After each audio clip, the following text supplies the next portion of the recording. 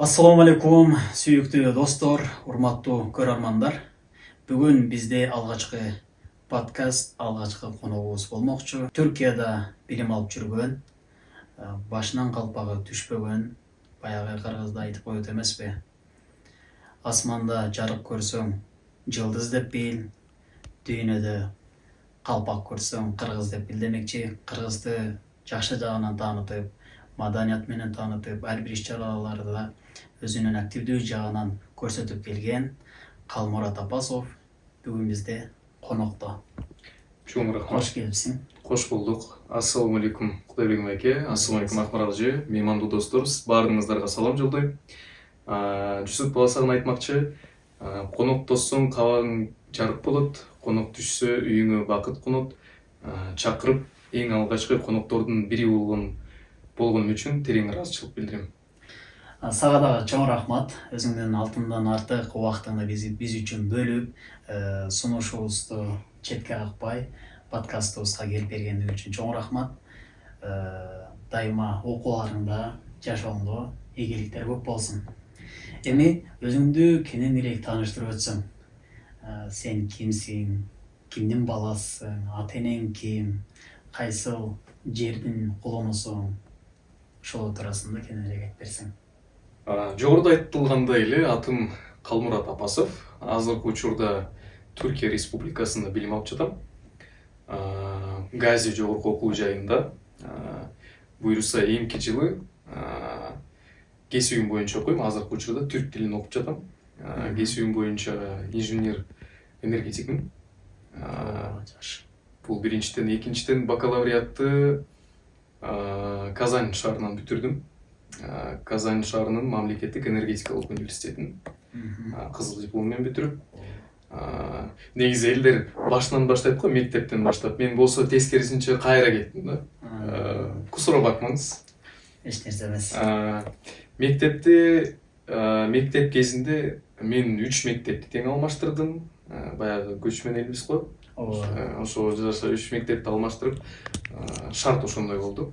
71-чи орто мектебинде окудум. Тоголок Молдо атындагы.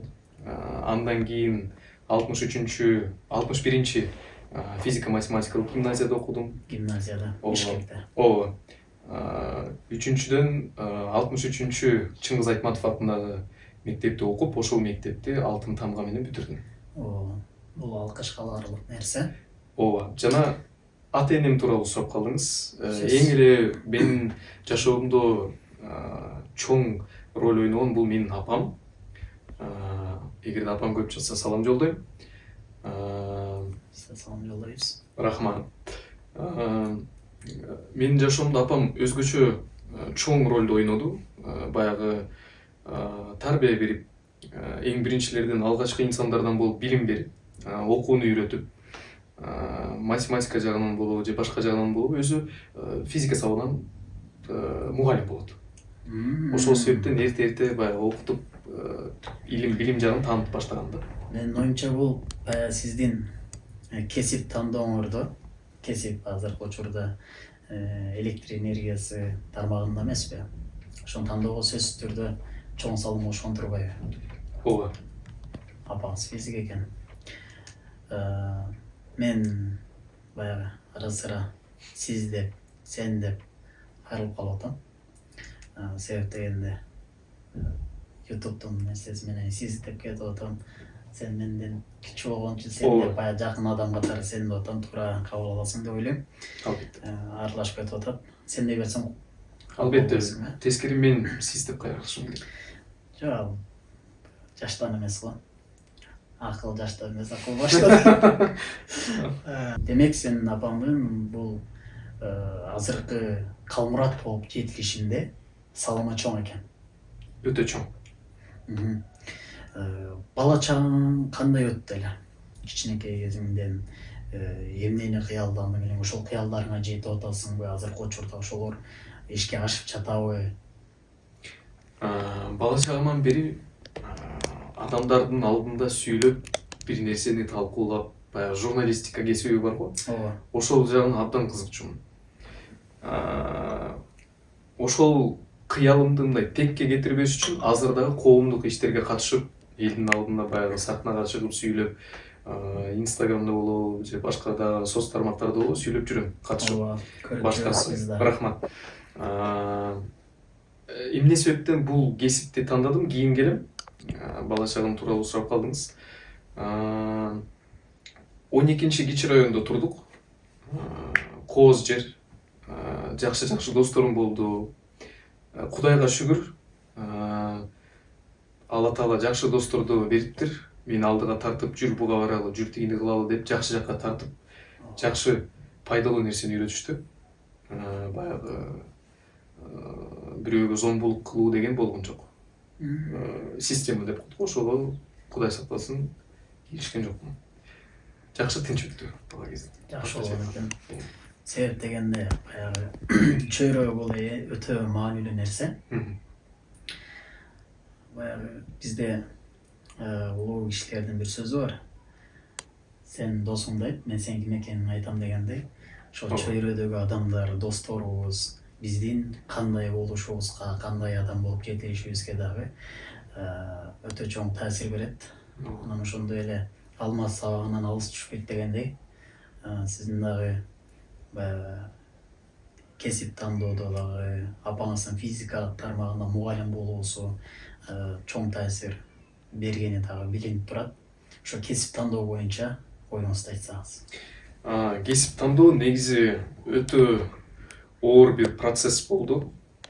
Бул тууралуу 9-класстын калп айтпаса бул жайкы мезгилден бери ойлонуп баштадым. Апам да айтып калчу, кайсы чечимге келдиң, эмнени тандадың деп, мен билбейм. Анан баягы подростковый период деп коет го, ошол дагы болуп, бир аз стресс болуп, анан катуу ойлонгондон эчкече ойлонуп отуруп алчумун. Мен эми ким болом келечекте деп. Сүйлөгөн, элдин алдында сүйлөгөнү жакшы көрөм, мындай кылганды жакшы көрөм, бирок журналистика тармагын тандагым келбейт деп ойлонуп жүрүп, Маргулан Сейсенбай деген чоң бизнесмен бар казак элинде. Анан ошол бир Жапон мамлекетинин маданиятынын бир системасы бар да. Өзүңдүн күчтүү жагыңды аныктап чыгуу жана алсыз жагыңды аныктап чыгуу. Ошонун экөөнү мындай чогуу алып, бир кесипти тандоо, же болбосо бир чечим чыгаруу, ошонун натыйжасын кылса болот экен да, кыскасы.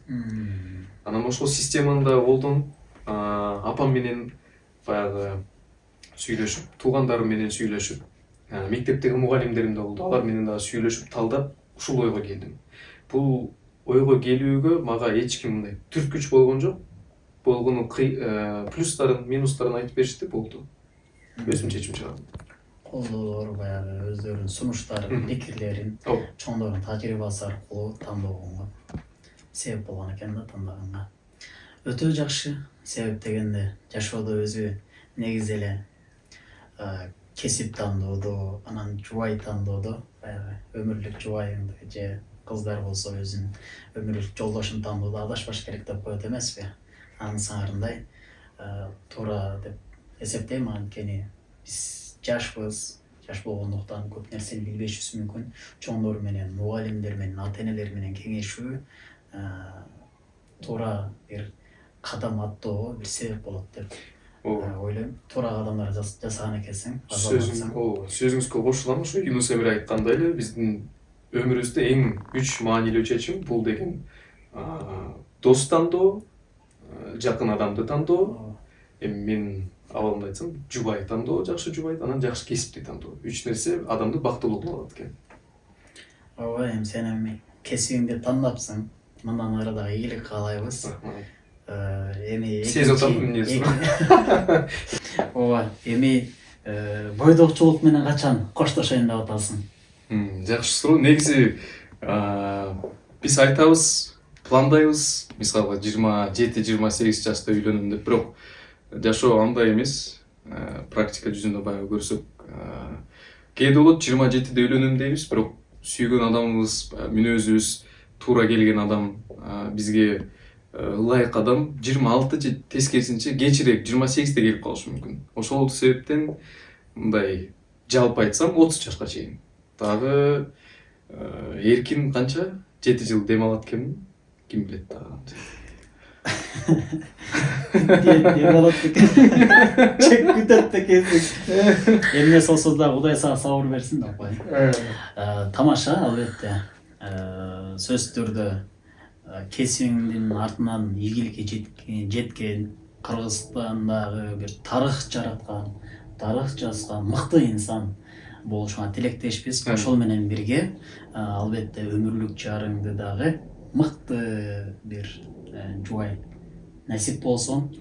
Бул дүйнөдөн бактылуу өмүр сүрүп, бытыраган бойтогон жакшы бөбөктөрдү тарбиялап өстүрүшүңө тилектешмин.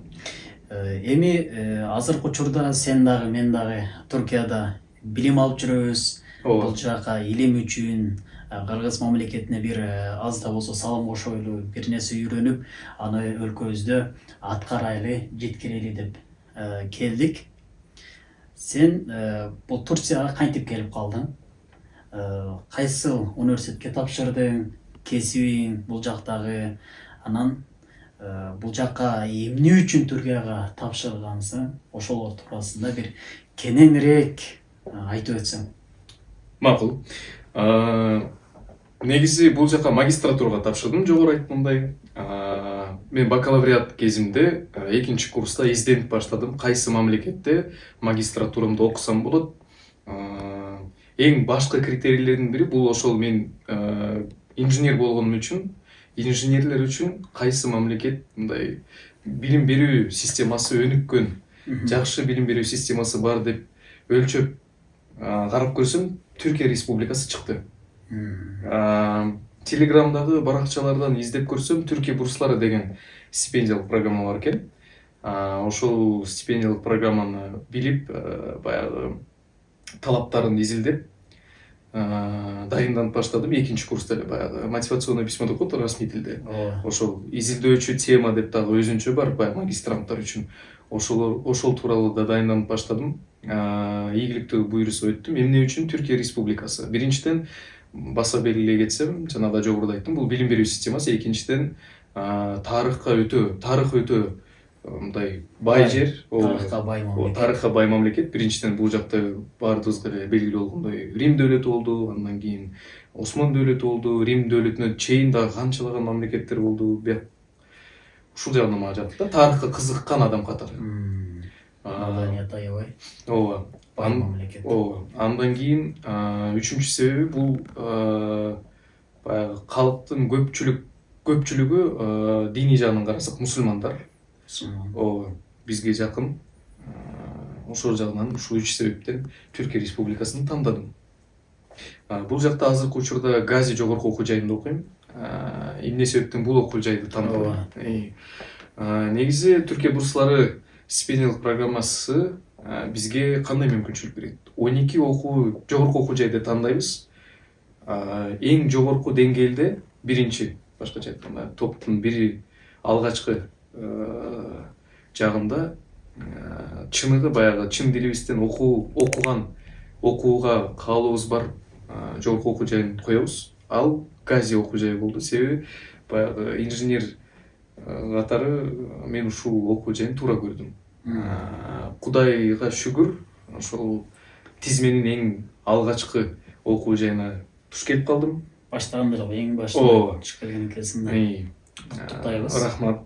Азыркы учурда Төмөрдө түрк тилин окуп жатам. Даярдоо курсунда. Ооба, даярдоо курсунда. Башкача айтканда, эмки жылы толук кандуу окууга киришем буйруса. Биз да ийгилик каалайбыз. Кудай буйруса татыктуу деңгээлде окуп бүтүрөсүң. Андан кийин да балким академиялык карьераңда докторантура бар болсо, аны дагы ийгиликтүү окуйсуңбу деген тилегибиз бар бизге. Окуйсуңбу айткандай? Докторантура? Азыр өзүмдү баягы даярдоо курстарына барып, өзүм мындай карап окууга дагы эле шыгым бар бекен, кандай экен десем, докторантура болбойт окшойт. Магистратура ийгиликтүү баштаган ишиңди ийгиликтүү бүтүрүшүндө каалайбыз, эмнеси болсо дагы. Өтө сонун, аябай жакшы кесип тандагансың. Бул кесибиң туурасында бир кененирээк макулумат берсең, себеп дегенде балким инженериянын көп тармагы бар. Сен энергетика тармагындасың. Энергетика тармагында мындай эмнелер кылынат, эмнелер аткарылат, Кыргызстандагы абал кандай пайдаларды алып келе аласың, бул кесипти окуп, Кыргызстанга кандай пайда алып келе аласың, максатың бул кесипти тандоодогу максатың келечектеги. Ооба. Негизи бизде энергетика тармагында иштеген инсандар экиге бөлүнөт. Бул деген эми орусча окугандан кийин орус тилинде ачыктап берсем, уруксат берсеңиздер. Проектировщик жана эксплуатация деп айтат. Эксплуатация бул жана станциядагы кадимкидей иштеген адамдар. Проектировщик дегенде автокад деген программа бар, жана башка да программалар бар. Ошол аркылуу баягы проектирование менен алек болушат. Биз бакалавриатта негизи жалпы карадык бул жагын. Эксплуатациясында көрдүк, станцияларга барып бизди алып барып көрсөттү, баягы практика убагында да иштетти. Жана проектировщикте болуп көрдүк автокад менен иштеп. Дипломдук ишти мисалы ошол программа аркылуу жазып, кадимкидей эле станцияны ал жактан чийип, баягы характеристикаларын да жазып ушинтип жүрдүк.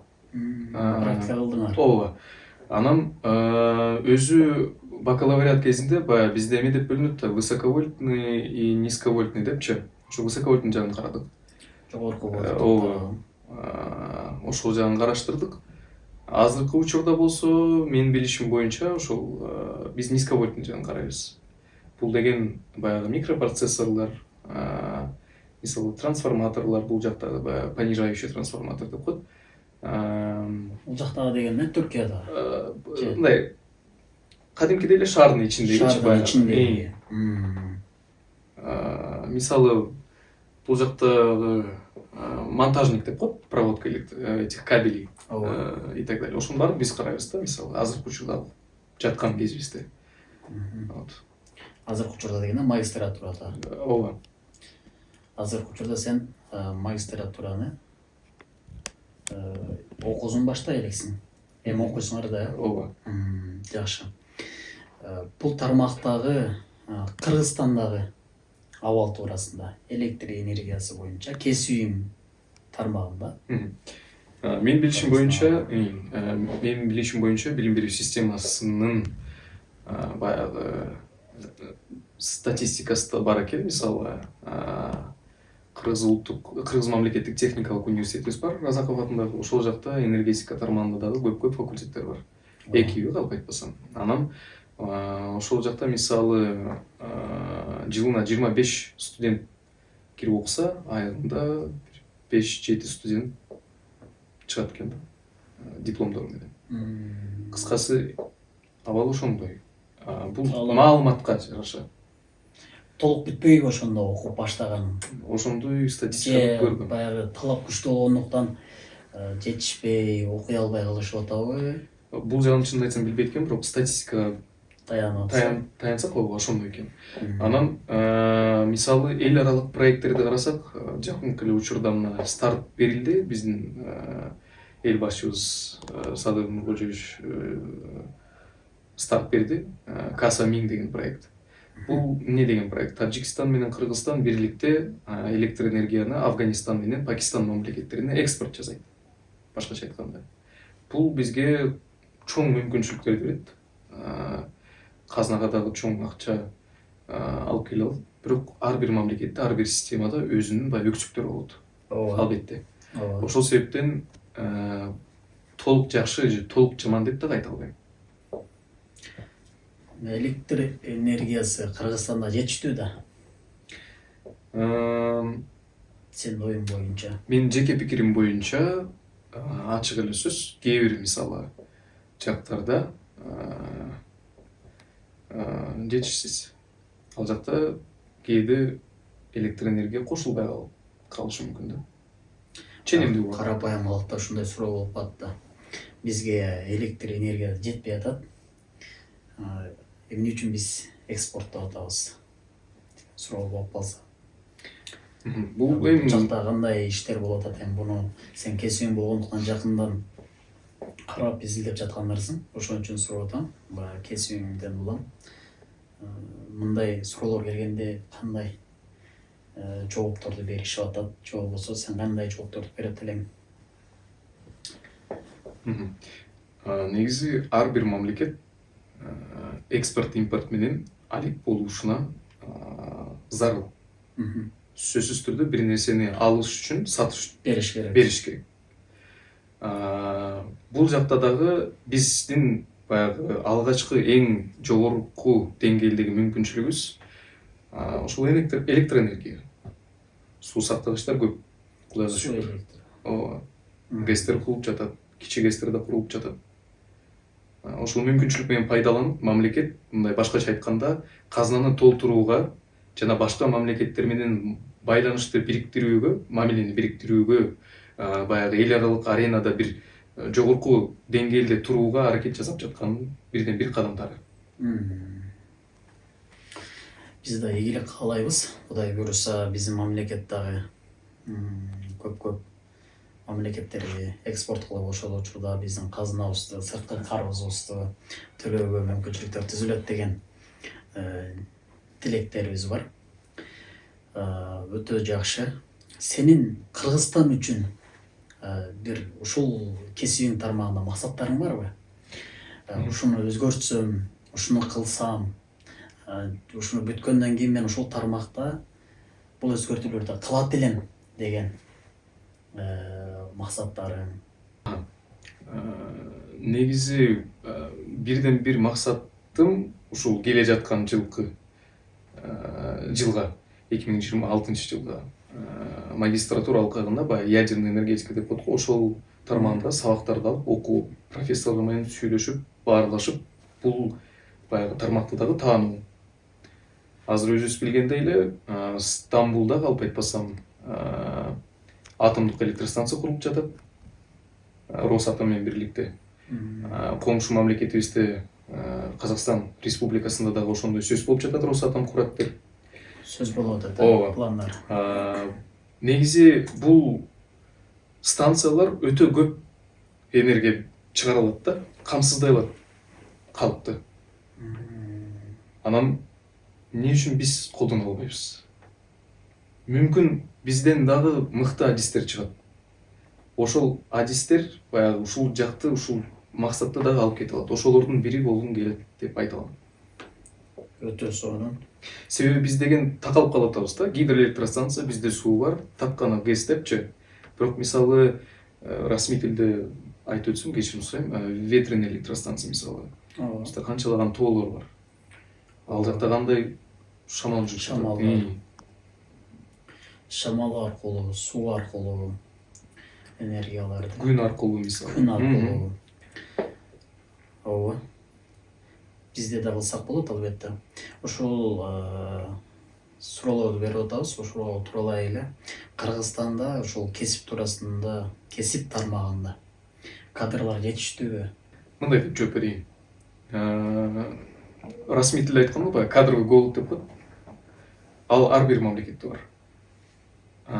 Бирок мисалы Кыргызстанда бир кесипке таянсак, кадровый голод болсо, башка мамлекетте ал жак мисалы толук болушу мүмкүн. Бизде энергетика тармагында менин жеке пикирим боюнча кадровый голод жок.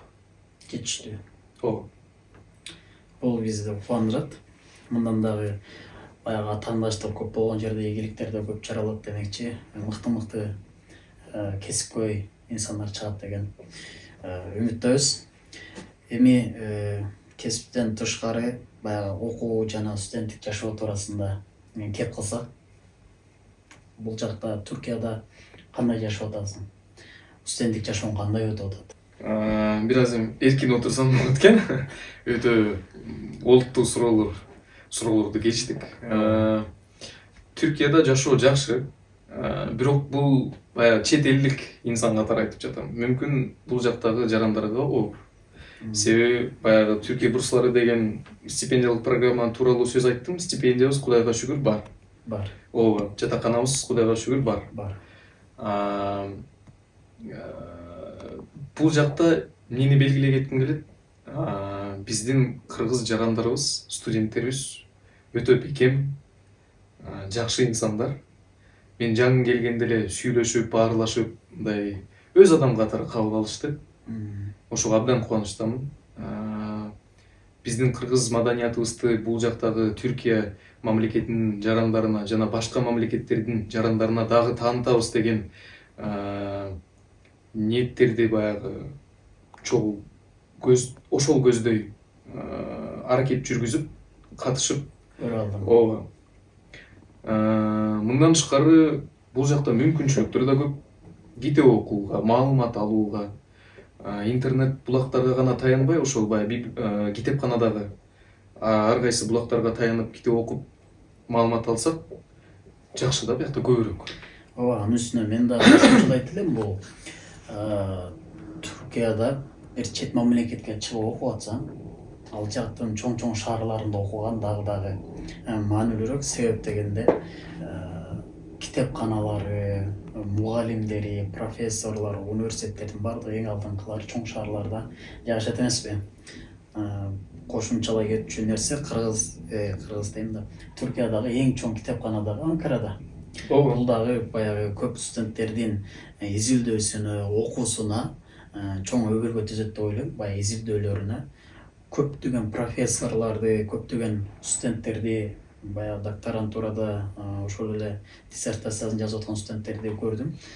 Дайыма ошол чоң китепкана 5000 кишилик деп айтылат. Ал жакта 5 миллиондон ашык китеп бар. Ошол 5 миллиондон ашык китеп, ошол 5000ден ашык орун дайыма толуп турат да. Жана 100дөн ашуун тилде жазылган китептер бар. Биздин дагы Чыңгыз Айтматовдун китептери бар. Биздин өз көзүм менен. Баягы ар бир өлкөлөргө өзүнчө баягы немелерди, бөлүктөрдү бөлгөн да, мындай бул Кыргызстандыкы, анан кийин Казакстандыкы деп ар кимдики, ар бир улуттун, ар бир өлкөнүн өзүнүн китепкананын бир бөлүкчөлөрү бар. Бардык китептерди изилдеп тапсаң болот. Дагы баса белгилесек, намазканалар да бар. Бул дагы өзүнчө айымдар үчүн, эркектер үчүн. Тамак аштары да, уну аябай баягы мактаганга татыктуу бир нерсе.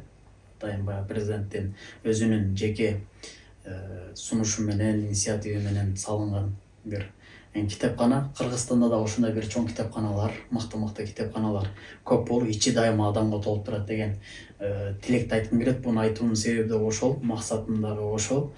Бизде дагы болсун деген жакшы бир ниет менен, тилек менен айткым келип атат. Чоң шаарларда окуунун артыкчылыктарынын бири, илим алам деген адам үчүн бири ушул дагы кошумчалай кетсек болот, китепканалардын бай болгон жери. Бир күндүк жашооң кандай өтөт? Сен сабак азыр түркчө үйрөнүп атасың. Түрк тилин үйрөнүү туурасында азыркы бир күндүк жашооң кандай өтүп атат? Мындай деп жооп берсем болот. Башында жаңы келгенде баягы адаптационный период деп коет го. Ошол кезде бир аз кыйын болду. Көнүш үчүн, баягы тамакка да көнүш үчүн, бул жактагы атмосферага көнүш үчүн, пешеходдон өтүп баратканда, мисалы Кыргызстанда Кудайга шүгүр унаалар токтосо, биякта токтобойт. Бир аз башкача да, ошо мындай көнгөнгө кыйын болду. Андан кийин көнгөндөн кийин кадимкидей эле эртең менен эрте саат 6да туруу, жуунуп бир аз китеп карап, анан эртең мененки тамактануу. Бизге тамакты камсыздап берет, биякта баса белгилей кетели. Эртең менен жана кечин. Жатаканада жашайсың? Ооба, жатаканада жашайм. Жатаканада тамак аштары бар. Ооба. Аны да камсыздап берет. Андан кийин окууга жөнөйбүз. 6, кээде 7 саат бою түрк тили окуйбуз. Ал жакта бизге 3 түрлүү сабак берет. Бул деген динлеме, баягы угуу. Ооба. Язма, жазуу, грамматиканы изилдөө, дил билгиси. Анан 4-түнчүсү окума. Башкача айтканда, бир макаланы окуйбуз, ошону талкуулайбыз, жаңы сөздөрдү үйрөнүп, күнүмдүк жашоодо колдонобуз. Мугалимдерибиз жакшы, Кудайга шүгүр, студенттерибиз да жакшы. Дүйнөнүн 4 жагынан тең келген студенттер. Мен да кошумчалай кетейин, муну сөз козголуп калды. Баягы сөз келгенде сүйлөсөң сөз атасы өлөт дейт. Түркия бурчуларынын мага дагы жаккан жери, жатаканада жашап атканда, айрыкча силер үчүн дагы жакшыраак болуш керек. Мен жатаканада жашабадым. Ар бир өлкөдөн келген студенттер менен бир жерге келесиң, түрк ябышчылары менен окуп келесиң.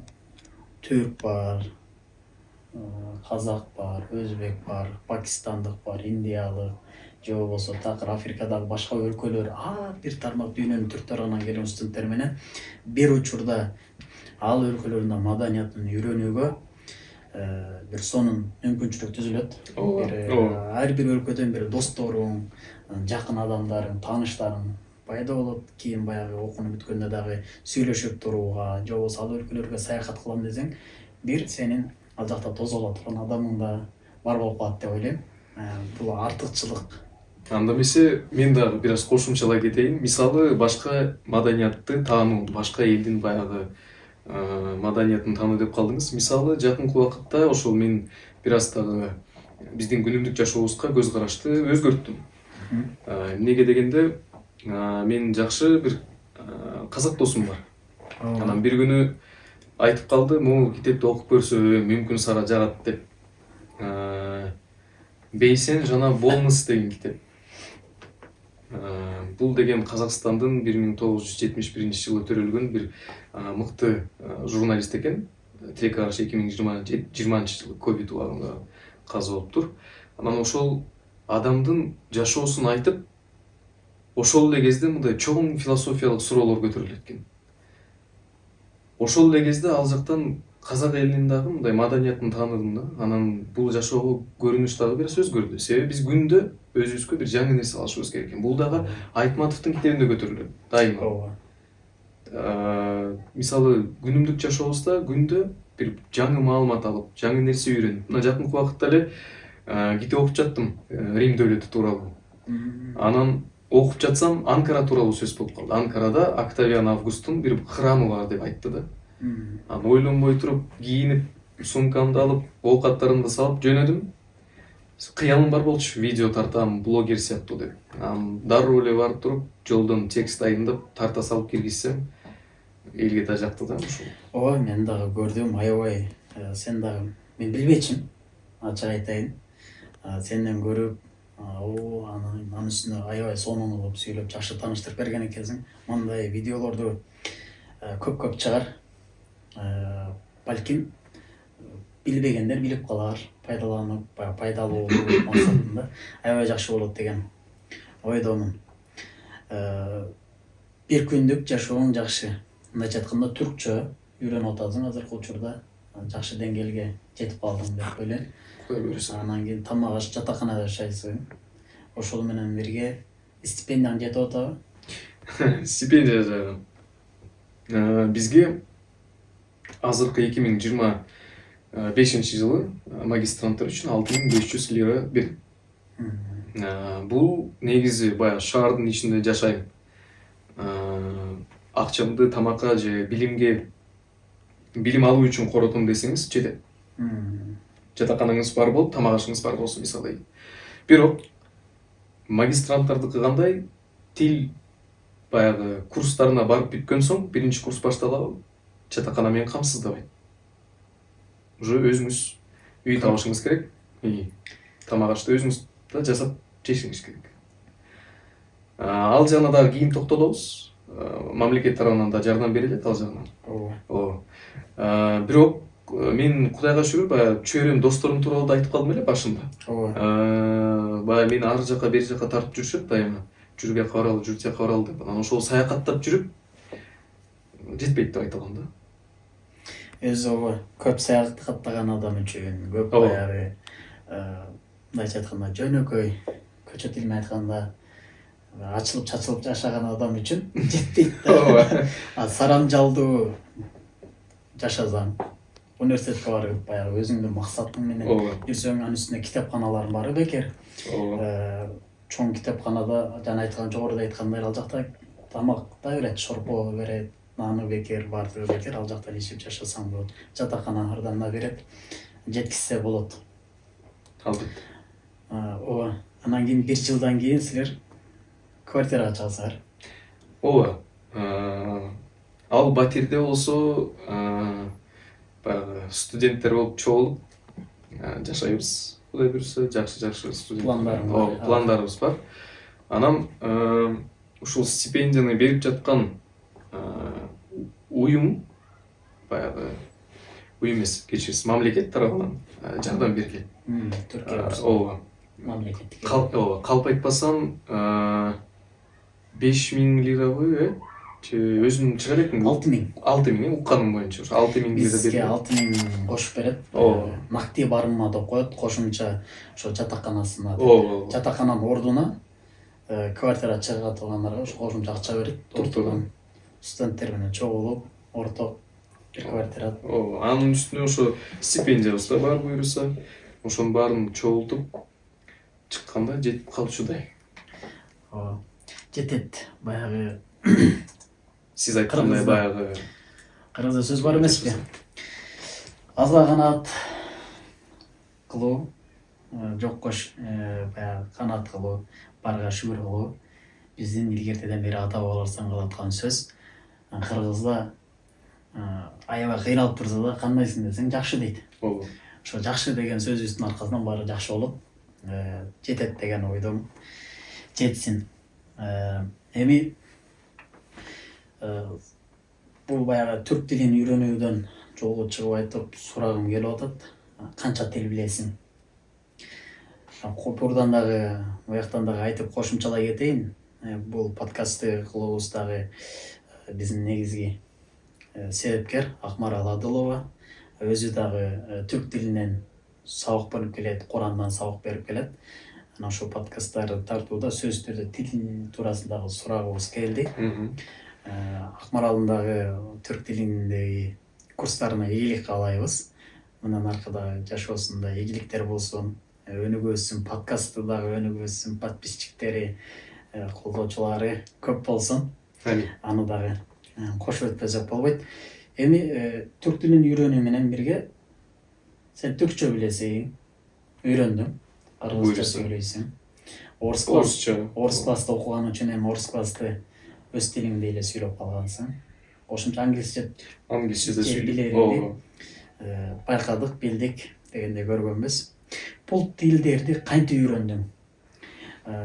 Чекесин айтсаң болот. Англис тили, орус тили, түрк тилин азыркы тажрыйбаларыңдын баардыгын кошуп, биздин көрүүчүлөрүбүзгө дагы бир өзүңдүн методуңду, ыкмаңды, кантип тил үйрөнүү ыкмаңды дагы кошумчалап айтып кетсең, аябай пайдалуу болот деген ойдомун. Жогоруда эле айткандай, эң чоң салым кошкон адамдардын бири апам болду. Мектеп кезинде эле мен негизи калп айтпасам 1-2 класска чейин орус тилинде эркин сүйлөй алчу эмесмин. 2 класска чейин. Ооба. Мындай толук кандуу оюмду жеткизип, мугалимдер менен ачык сүйлөшүп, бирок сабактарды тырышып жакшы окучумун. Ыр берсе, мисалы жатта деп, мазмунун деле түшүнбөйм, жаттап айтып беришим болду. Жетиштүү. Бирок андан кийин адамдар менен сүйлөшүп, жаңы достор пайда болуп, өзүм апам дагы байкап калып, сөз болду да, орус тилди үйрөнүшүң керек, өздөштүрүшүң керек деп. Андан кийин орус тили грамматика боюнча мугалим жалдап курска бардым. Ал мени үйрөттү. Китептерин берип турчу, жакшы адам болчу. Китептерин берип турчу, ушуну оку, муну оку деп, анан ошентип жүрүп орус тилин үйрөнүп калдым. 5 класстан баштап бизге мугалим келип калды англис тилинен. Жакшы мугалим болчу, абдан. Ошол кызыктырып, тартып окутуп баштады. Андан кийин өзүм окуп кеттим. Методика деле жок негизи. Жөн эле угасыз, көрөсүз мультиктерди англисче болду. Ошо кулагыңызда көнүп калат. Күнүмдүк жашооңузда да колдонуп каласыз. Түрк тили боюнча бир аз башкача болду. Бул жакта уже көбүнчө китептер кетти. Китептерди окуп, баягы сиздин да белегиңиз мага бар, берген китебиңиз. Ошону дагы мисалы таанылган сөздөрдү өзүнчө белгилеп, которуп, күн сайын колдонуп баштап, анан бир аз үйрөнүп калдым да. Анын үстүнө Түркияда жүрүп түрк тилин үйрөнүү дагы жеңил болду. Жеңилирээк, англис тилине караганда ооба. Себеп дегенде практика дайыма болуп турат. Жашооңдо колдоносуң, каалайсыңбы, каалабайсыңбы түркчө сүйлөшүң керек. мугалимиң түркчө сүйлөйт сабактарын, ошондон улам да жеңил болсо керек. Анан түрк тили кыргыз тилине окшош, баягы эми такыр окшош болбосо дагы грамматикалык жагынан, ошол сүйлөөнүн түзүлүш ордулары жагынан аябай окшош. Себеп дегенде баягы англис тилин үйрөнүп атканда биринчи башка сөздү айтсаң кыргыз тилинде, түрк тилинде сөздүн тизмеги, сүйлөмдүн түзүлүшү окшошуп кеткендиктен дагы үйрөнүү жеңил деп ойлойм. Жогоруда айтып өттүм, баягы мугалимдин дагы өтө чоң таасири болот баягы тил үйрөнүүдө. Эгер жакшы үйрөтпөсө, жакшы сүйдүрбөсө, сен үйрөнө албайсың да. Же болбосо сууп каласың, мындайча айтканда. Сүйдүргөн мугалим болсо, сен каалабасаң дагы жакшы үйрөтпөсө, кийин улантып кетүүңө дагы мүмкүнчүлүк себеп болот деп ойлойм. Методдорун мындайча айтканда окугула дедим. Ошентип аракет кылса эле. Ооба. Канча тил билсең, ошончо адамсың дейт. Анын сыңарындай алдыбызда 4 адам отургандай сүйлөшсөк болот экен да. Англис, орус, түрк, кыргыз тили.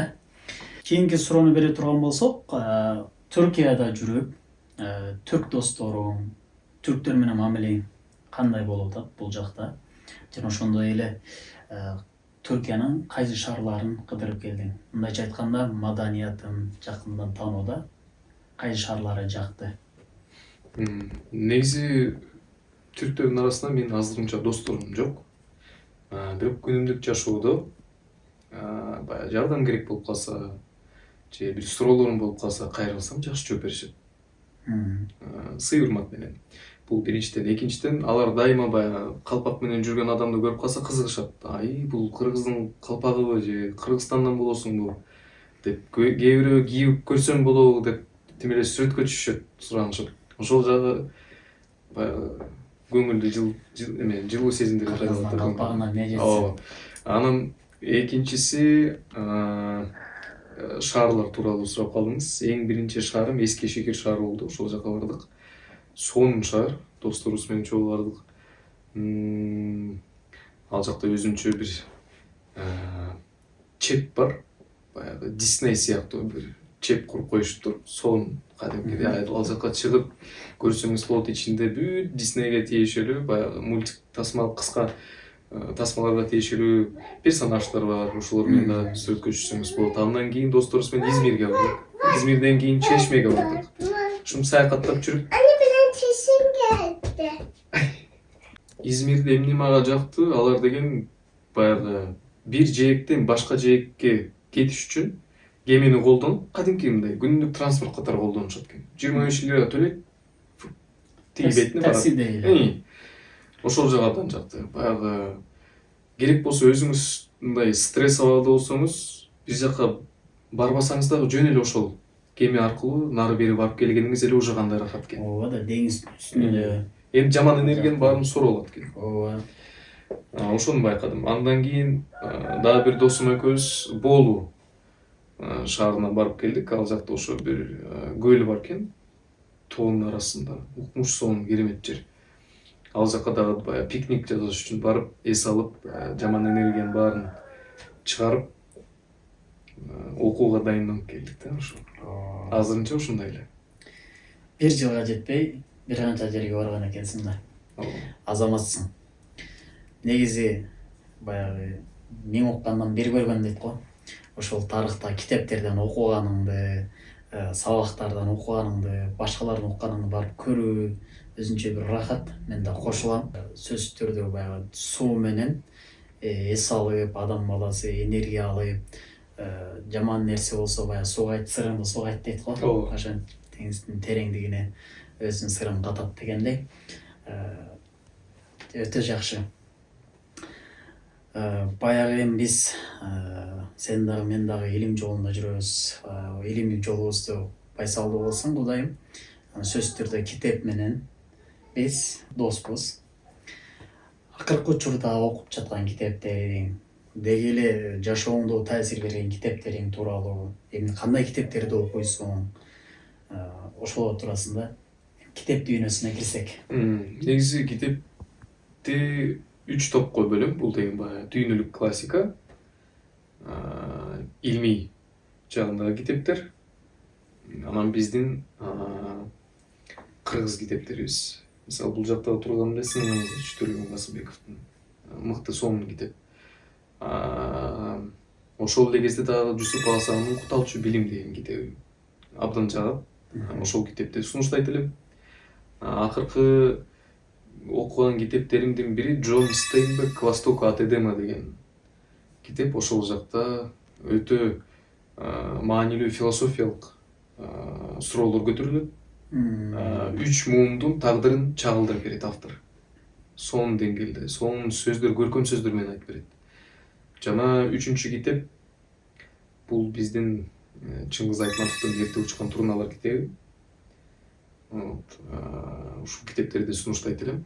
Канчалык китеп окусаң, көп окусаң, сен ошончолук адам менен сүйлөшкөн болосуң. Себеп дегенде бир адам бир китепти жазыш үчүн балким 5 жылын, 10 жылын кетирет.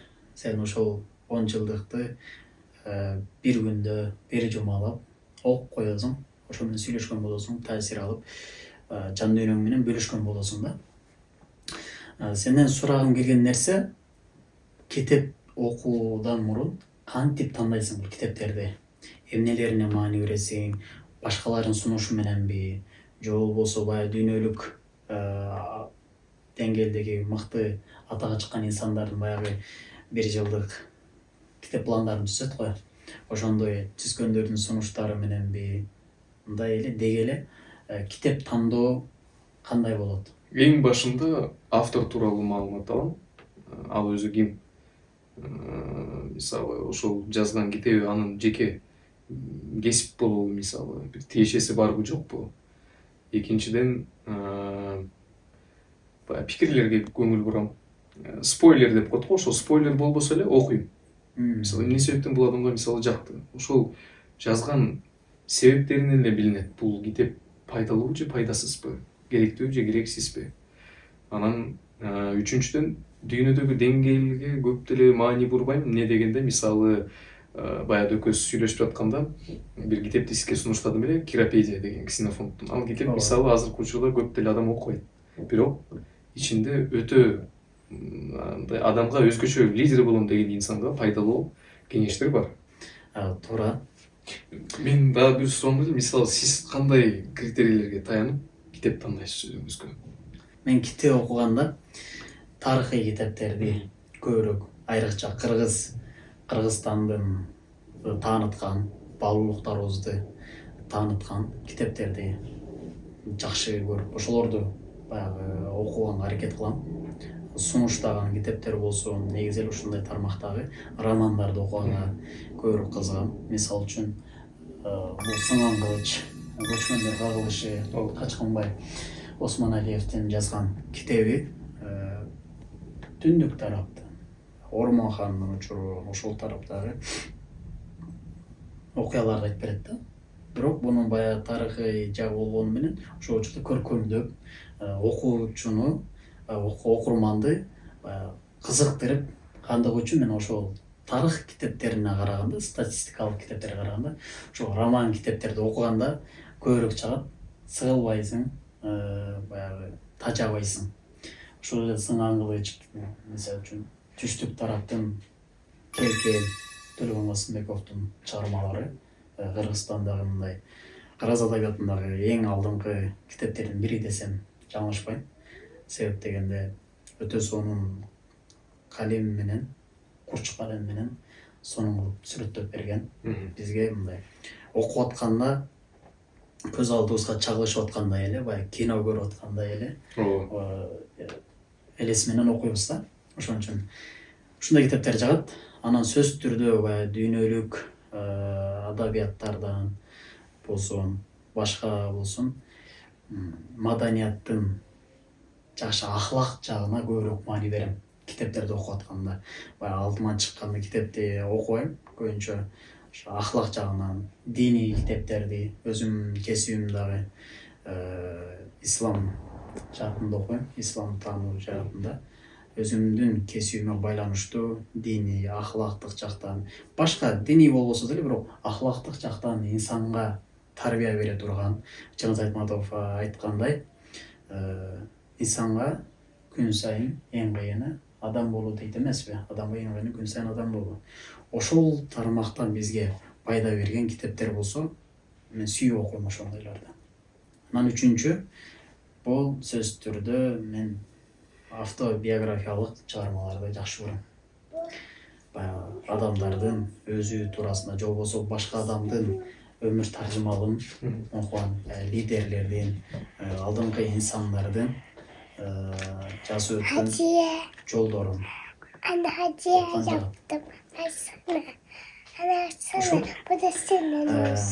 Сага суроо берейин. Азыркы биздин көрөрмандарга сунуштай турган китептериң. Ушул китепти мен ушул себептен улам жакшы көрүп калдым. Ичинде бул себептен улам. Анан көрөрмандарга да жашоомдо эң чоң таасир берген китепти. Кайсы китеп сунуштайт элең? Менин оюмча Жусуп Баласагындын Куталчу билим Эң сонун аттуу китеп ар бир инсанга пайдасын тийгизет. Эмнеге дегенде, ал жакта адеп аклак, адам өзүн кантип алып жүрүшү керек, өзүнөн жогору турган адамдарга, баягы өзүнүн төмөнкү даражада турган адамдарга кандай мамиле жасаш керек, кандай сый урмат көрсөтүш керек.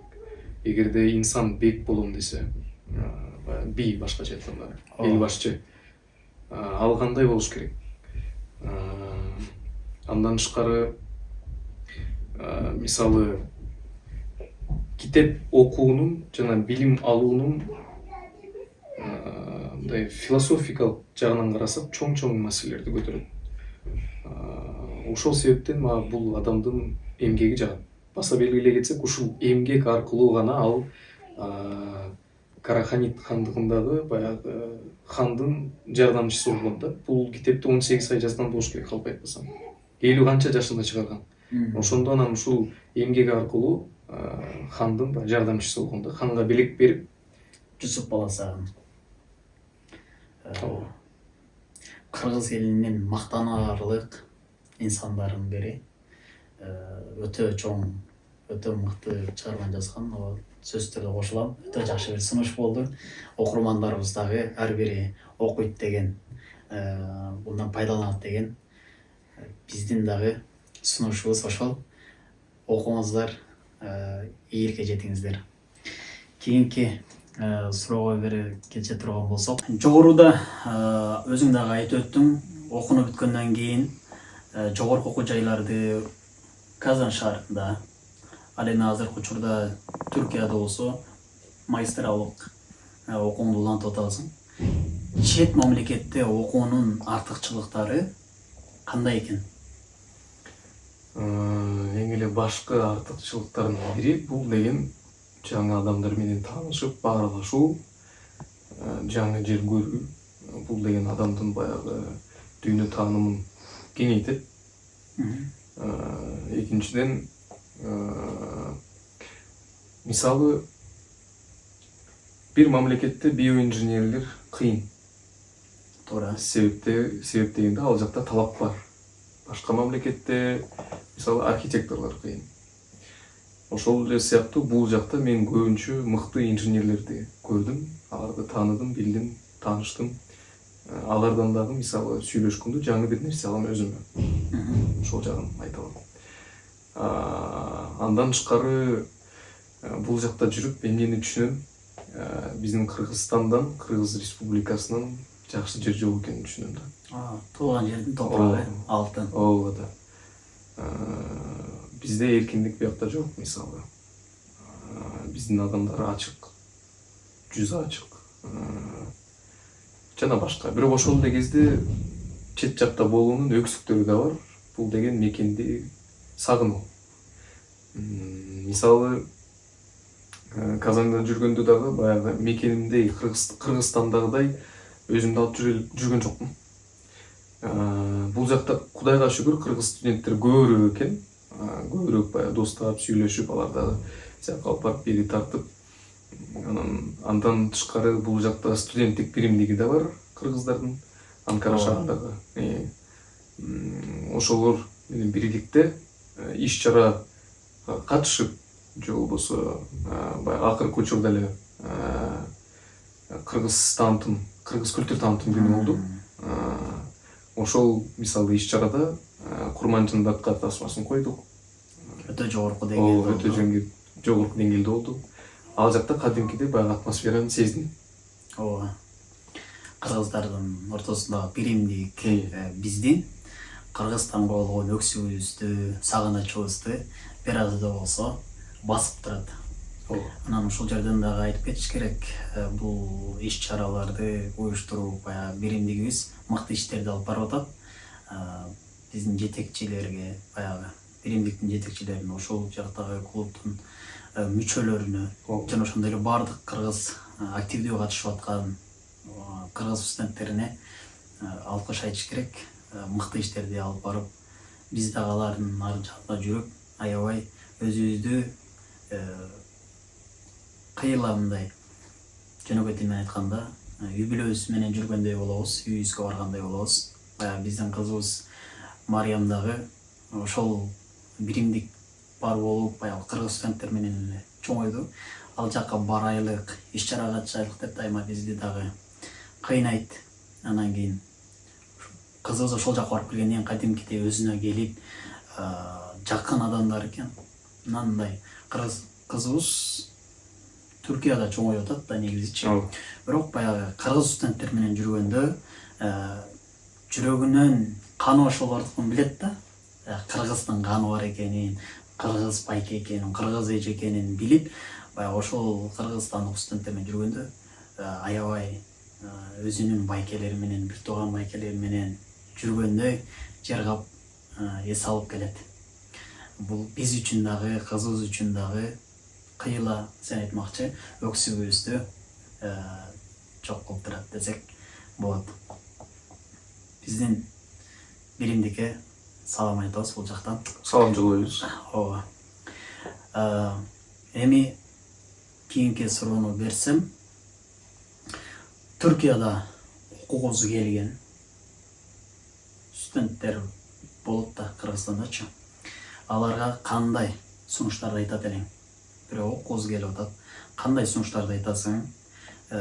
Кандай жолдор бар окуунун бул жака? Ошол туурасында кыскача айтып берсең.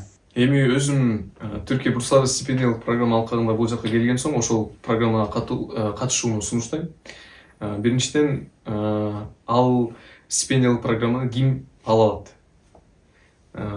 Бул жакшы окуган окуучулар, студенттер, башкача айтканда 75% 5тен туруш керек.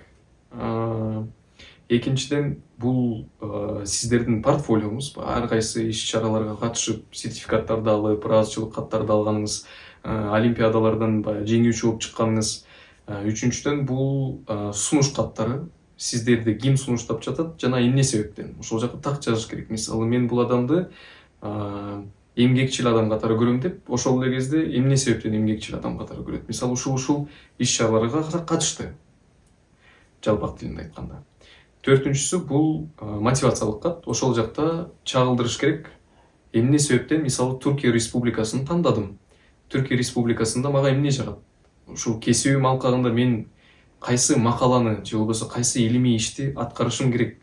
Анан бул стипендиялык программа алкагында окууну бүтүргөн соң мен эмне кылам? Мамлекетке кайткан соң кандай пландарым бар? Ошонун баардыгын чагылдырып бериш керек. Бул бир жолу. Экинчи жолу, адамдын баягы мүмкүнчүлүктөрү бар болсо, чөмтөгүнөн акча чыкса, өз күчү менен окуса болот. Ушундай да жол бар. Анда эмесе достор, бүгүнкү подкастыбызды соңуна чыгарган турабыз. Билимдүүгө дүйнө жарык демекчи, илим жолу, бейиш жолу деп айтат ата бабаларыбыз. Канчалык илим алсаң, канчалык көп окусаң, көптөгөн жерлерди көрүүгө, көптөгөн маданияттарды таанууга, ошол эле учурда көптөгөн адамдар менен таанышууга мүмкүнчүлүктөр түзүлө берген. Азыр бүгүнкү подкастыбыздын коногу Калмураттан уктук, көрдүк. Барыңыздарга ушул подкастыбызды көргөнүңүздөр үчүн чоң рахмат. Акыркы сөздү бүгүнкү биздин сыйлуу коногубуз Калмуратка узатайын. Чоң рахмат, урматтуу Кудайберген байке, Акмарал эже, чакырганыңыздарга чоң рахмат. Сиздердин дагы ар бир кадамыңызды ийгилик коштосун. Алла ыраазы болсун. Мариям дагы чоң акылдуу, мыкты кыз болуп өсүп, биздин мамлекетибиздин алдыңкы инсандардын бири болсун. Урматтуу биздин көрмандарыбыз, баардыгыңыздарга дагы терең ыраазычылык, ийгилик каалайм. Жусуп Баласагым айткандай, айтып кетпедим, менин эң жакшы көргөн китебим деп. Окуу түндө алдыңдагы шамчырак, билим алсаң, маңдайың дайым ачык жаркырап дейт. Ошон үчүн билимге умтулалы, билим алалы, илим жолунда бололу. Рахмат. Ушуну менен достор, бүгүнкү подкастыбыз соңуна келип жетти. Баардыгыңыздар катталып, билдирүү калтырып, комментарий жазууңуздарды каалайбыз. Жана ошондой эле бул видеонун астына илим жолу, жаннат жолу демекчи, илим тууралуу эң жакшы жазылган комментарийге Акмарал Адалованын түрк тили курсуна бекер жолдомо беребиз. Жакшы комментарий жазууга аракет кылыңыздар. Ар бир сиздердин пикириңиздер биз үчүн чоң дем, мотивация болот. Жана ошондой эле биздин подкастыбыздын көрүп баштан аягына чейин көргөн болсоңуздар, жакшы пикириңиздерди, кайсыл эмеси жаккан болсо ошону дагы билдирип кетүүңүздөрдү суранабыз. Саламатта калыңыздар, жакшы туруңуздар.